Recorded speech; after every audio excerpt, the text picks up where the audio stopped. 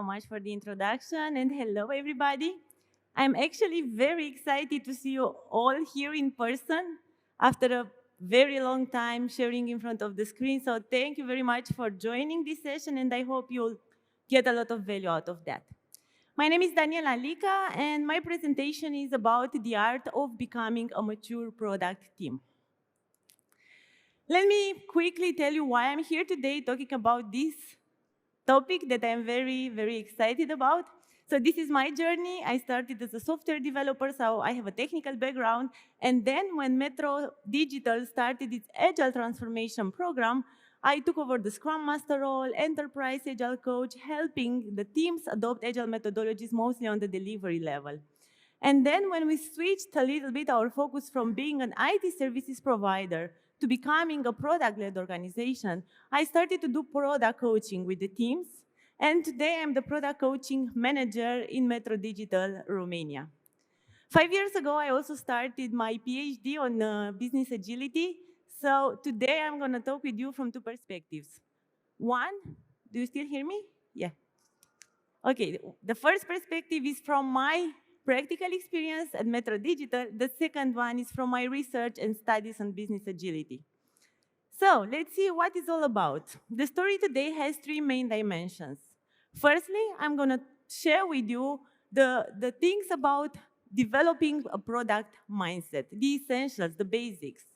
Secondly, we're going to deep dive into how to build strong product teams. What are the roles in a product team? What are their responsibilities? And how to empower the product teams to build great products. And ultimately, because you don't want to keep it only on the team level, you want to extrapolate it on the company level, you want to learn how to scale it up, we're going to talk about how to scale with leadership, not with processes. Right. Developing a product thinking. Before going to share with you strategies about how to do that, let me quickly define what product thinking is. To me, product thinking is the ability to build the right products in a way that maximizes the customer value while driving the business value. And I know there are multiple dimensions when it comes to product creation, but I really like this definition because it summarizes two main dimensions, customer value and business value, and these two sometimes are very, very hard to balance. Okay, so before going on further, I want you to have a look on these two roadmaps and reflect a little bit and decide where do you find yourself? Are you in the left-hand side or the right-hand side? And you may say that the left one looks better, right? I mean, it's very tiny, it's very clear, concrete. It may make your stakeholders happy because you are able to tell them exactly what features are you going to build, when these features will be ready, and so on. My advice for you would be to consider also, or mostly the one from the right-hand side, because it focuses on what really matters. It focuses on goals. It focuses on how to measure the success. And then it gives you the freedom and the space to explore, to find opportunities to reach that goal, instead of creating a plan up front. Just define what you want to achieve, and then you will find out what is the best way to do that. You will have the freedom to experiment, to run hypotheses, to test hypotheses, to see what is the best way to achieve that goal. So customer value over shipping features, continuous discovery over following a plan, and continuous learning over upfront design. Now, I introduced you a bit in general terms in the product thinking concept. Now, let me give you some tangible examples about how to identify the product thinking. First of all, if we talk about the items from the right-hand side that describe the product thinking, we can see that the teams are not temporarily, like in project management. They are long-lived teams. They receive customer feedback all the time, not only at the end of the project. They release continuously. And these three dimensions can be easily covered also by adopting agile methodologies on the operational level. Like if you're doing Scrum, if you're doing Kanban, you manage to achieve those three dimensions. The thing is that just adopting methodologies on the operational level is not enough. You don't get the most out of the product thinking. And you can see that the highlighted 4 areas there are basically what makes the difference between teams adopting agility only on the operational level, but still having a project mindset, and mature product teams that adopt a product mindset. Because mature product teams focus on understanding the problems that they need to solve. They don't they don't focus just on understanding the requirements they have to build. Mature product teams focus on the outcome, not on the output. They measure their success by measuring the customer satisfaction, not just being able to deliver all the user stories at the end of the sprint. And more important also is the fact that they create the goals together with the stakeholders, and they have the freedom to experiment and find the best way to reach that goal, instead of just receiving the goals from the stakeholders. So my first suggestion for you is obsess over the problem, not the solution. Most so-called product teams focus on building the best solution, like building it faster, improving the quality of the solution, improving the reliability, adopting the best technologies. But the best product teams focus on identifying problems. And then they focus on defining what is the best solution to solve that problem. And how do you do that? You have to talk with your customers and do it all the time. Like mature product teams talk with their customers 2 to 3 times a week, even more. And when I'm talking about talking with your customers, I'm not saying you to ask them what solution to build. I'm saying to try to understand what is going on in their world. Have your customers telling you stories. People love to say stories. Like, ask them, okay, what is going on when you use this product? What are your jobs to be done? Can you please guide me through the steps that you consider in order to reach this goal? You have to talk with them to identify their pain points, their problems, their needs, their desires, and these will become opportunities for you to improve your product. So you use interviews, you use discovery to generate insights and to identify opportunities. And then you also articulate and test hypotheses because you want to evaluate which ideas are the best. What are the best solutions to solve that problems that you identify? And this is a very interesting canvas that we created and we like to use in Metro Digital. So our advice for the teams is to start defining this or filling in this canvas before launching features. At the end of the day, a feature is relevant and valuable only if it changes the customer behavior, right? You need to understand what is the behavior that you want to implement. And then to test by prototyping, creating mockups, you need to test whether that feature will trigger any change in your customer behavior. Otherwise, you just need to pivot. And we start by defining, okay, what are the customers that we want to influence? What do we expect to happen after that? How do we measure success? How do we validate our hypotheses? And then you decide if you want to continue building that feature or not. If we talk about discovery, discovery has 2 points: problem exploration and solution exploration. So you have to do both of them before actually starting to build. And what is the driving force when it comes to experimentation, when it comes to discovery? Is the data.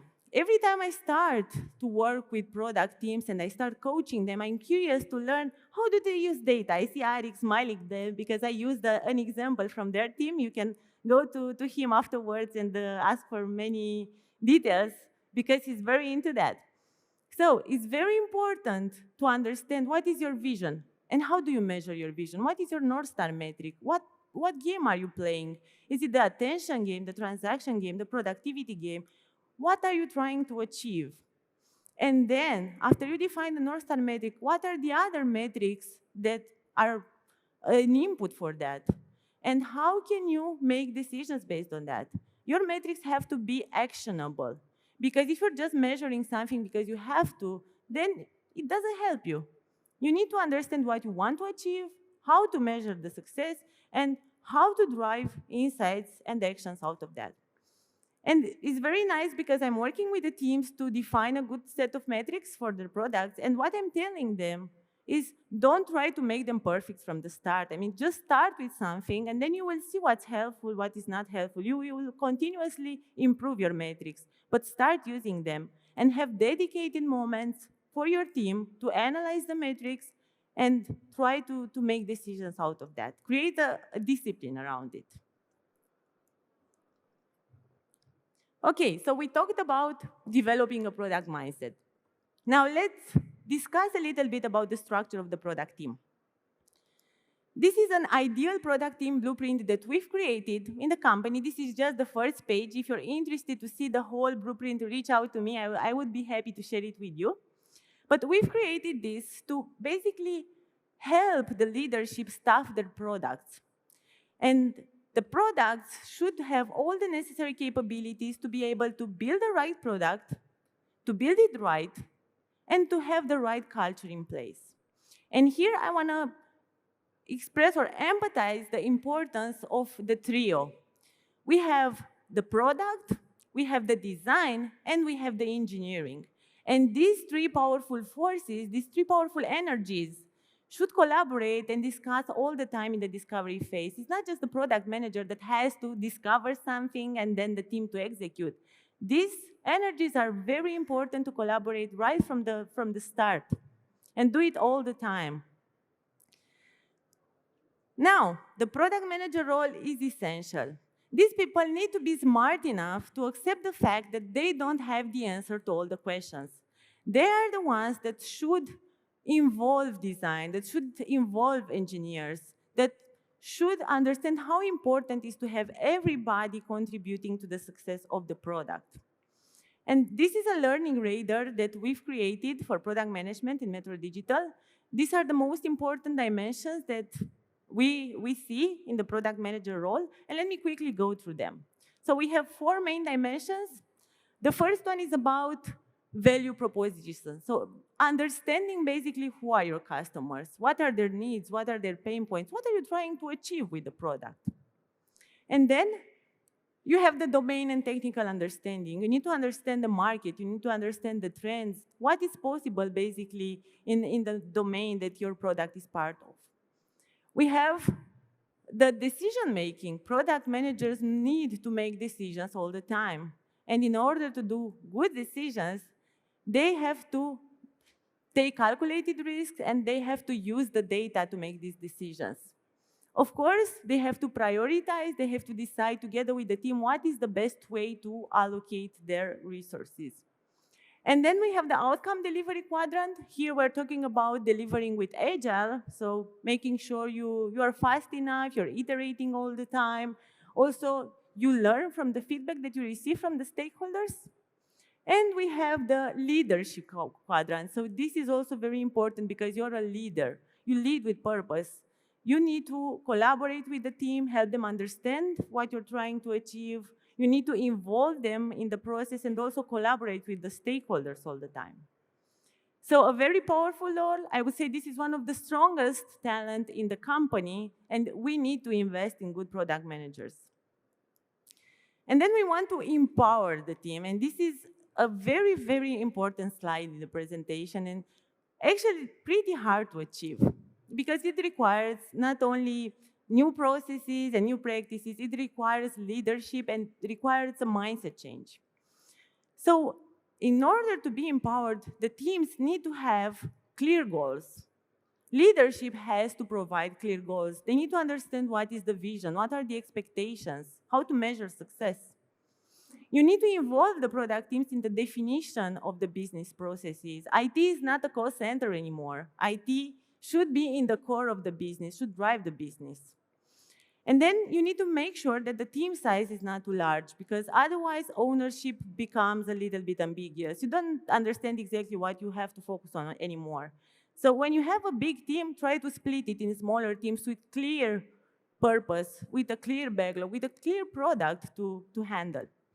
And then make the team the star, not the individuals. This is actually one of the principles that we have in the company. And it's about rewarding them together. It's about appreciating them as a team. It's about being or taking the ownership on the success and the failure together as a team.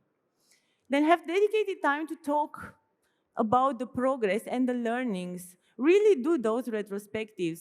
Really do the OKR check-in. Try to think about, okay, what was good, what was bad. Really try to identify ways to improve, not just to have the retrospective because the Scrum Master tells you to do it. And then create a trusting relationship with the stakeholders. This is a two-way street.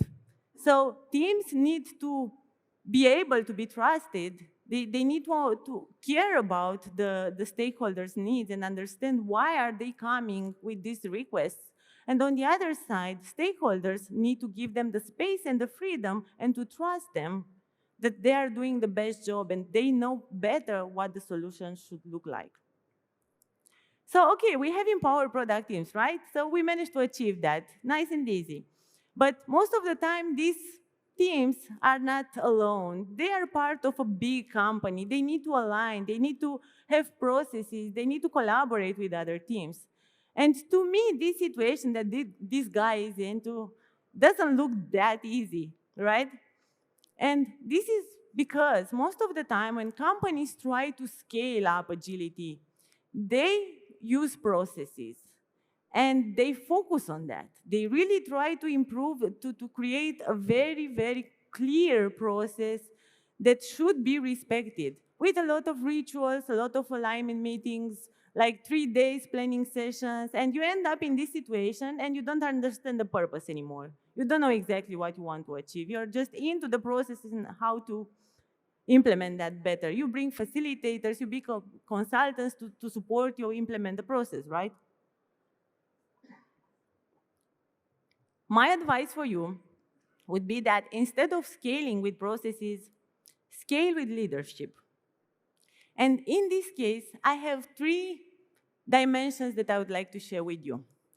First, scale with strategy. It's very important to understand what is the overall goal? What is the company trying to achieve? What are the higher level goals? In Metro Digital, we use OKR for that. Objectives and key results. We have objectives on the company level, on each business area, the business guys and the technical guys define these objectives together, and then our teams use the objectives as a guideline, and they are linked, everything is linked together.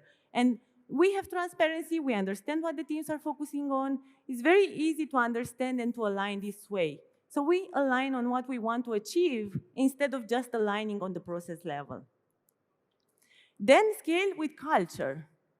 This is a leadership manifesto that we've created. We spend a few hours together, individual contributors, together with leaders, and decide how do we want our culture to look? What are the main things that we value? What are the expectations? And how do we want our leaders to behave?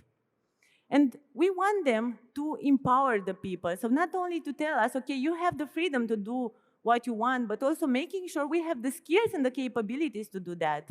The leaders should make sure that people are growing in that direction and they have everything they need in order to achieve the vision. And then, as a leader, you need to act as a role model. At the end of the day, you need to do the same things. You need to experiment. You need to value outcome over output. Instead of just asking the teams to do that, you should do the same, right? Run experiments on the company level. Try out new approaches. Run retrospectives and be transparent with the results of the retrospective in the whole company. Even if you fuck up sometimes, you need to be transparent. You need to be authentic and let the people know what is going on. And then deliver value over just results and output. And scale with culture, scale with coaching. Besides strategy and culture, scale with coaching. And this is one thing that I'm really proud of, that our company really values these kind of skills. We started the Agile Transformation Program 6 years ago with internal Agile coaches that really supported the company with this transition, because it's not only about delivering a training and then they will be able to do that. It's about understanding each specific context and being able to understand people's fears and support them through the process. And now, on our way, on our journey of becoming a product organization, we have product coaches to help us with that, to teach the product managers how to do a product discovery, how to empathize better with the users, how to use data, how to collaborate with the stakeholders better. We have the UX colleagues that are doing a great job in the team, like being a functional part of the team and really valuing the user experience and satisfaction.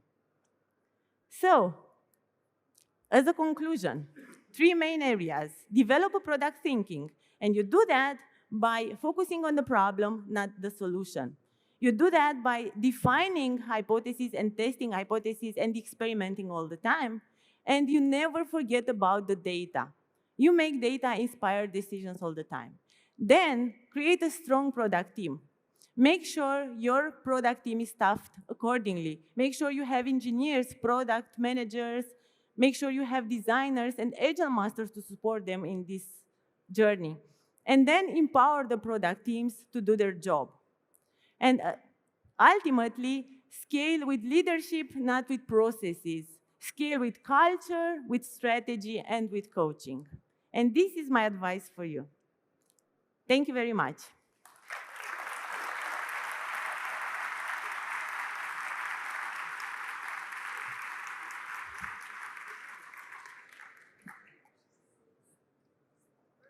So, thank you very much, Daniela, for giving Thank your you. talk. We do have some questions for you in the app. I'm curious. So, I'm gonna go by most upvoted. So, most upvoted question is, thanks for great presentation, someone said. And how to keep long-lived product teams to continue over a long time to focus on problems rather than the very cool products they built.